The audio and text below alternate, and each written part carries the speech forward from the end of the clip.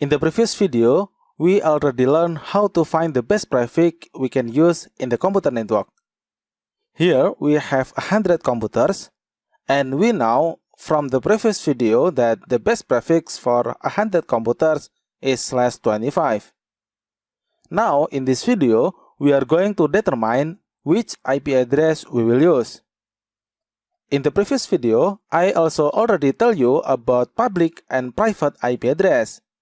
And we need to remember that we must use private IP address in the local network. Here is the range of private IP address. We are free to use which range. We can use 10, or 172.16, or 192.168. We can use whatever we want. In this case, I want to use 192.168.0.0. This IP is included in the third range of private IP address. Now remember that we need to pay attention on the last number. The first third number will be never changed, but the last number will be changed. If you remember, the number of IP address is between 0 until 255. So, the last number have a chance to change become 0 until 255. Okay, let's start learning. In this case, we will search for several things, which is total IP, subnet mask, IP network, IP broadcast, and IP range. We will learn about all of this one by one. First, let's search for total IP. We already learned about this. To find the total IP is 2 to the power of 30 minus by prefix. In this case, the prefix is /25. 32 minus 25 is 7, and 2 to the power of 7 is 128. So the total IP for prefix /25 is 128. If you forgot about the powers, I recommend you to always write it. So 2 to the power of 1 until 2 to the power of 8. Later, if you get used to this, you will never need to write the powers again. You will able to calculate subnetting without even writing anything. So, don't worry to write everything if you just start learning about computer network. Okay, now we know that total IP for prefix /25 is 128. Next, we are going to find the subnet mask. But before that, we will learn about what is subnet mask first. Actually, the function of subnet mask is same as prefix. Some vendor will need prefix when configure an IP address, but some another vendor will need subnet mask. Let's say we have MikroTik. In MikroTik, we will need prefix when configuring IP address.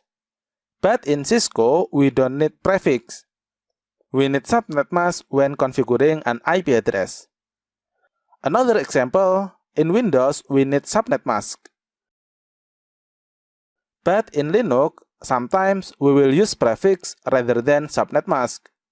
But sometimes we also use subnet mask in Linux. The point is that the function of subnet mask is same as prefix. Some vendor using prefix, but some vendor using a subnet mask. Now let's see in Cisco packet tracer. In the previous video, we already built a simple computer network like this. Let's take a look again to the PC0. Go to desktop and then IP configuration.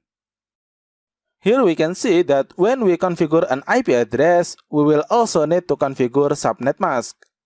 But here we don't see any field to put prefix. So in this case, we will need subnet mask instead of prefix. Okay, now you understand what is subnet mask.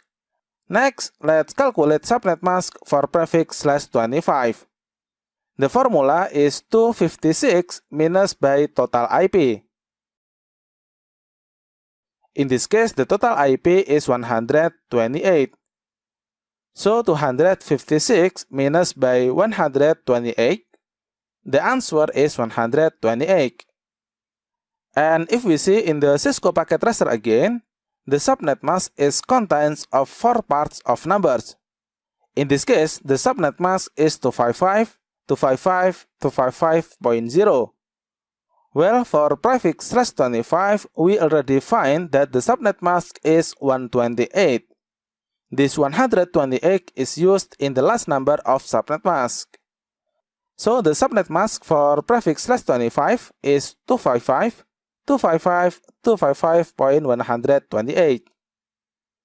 Okay, now I hope you understand how to calculate total IP and subnet mask. In the next video, we are going to learn about network IP, broadcast IP, and IP range. Thank you for watching and see you on the next video.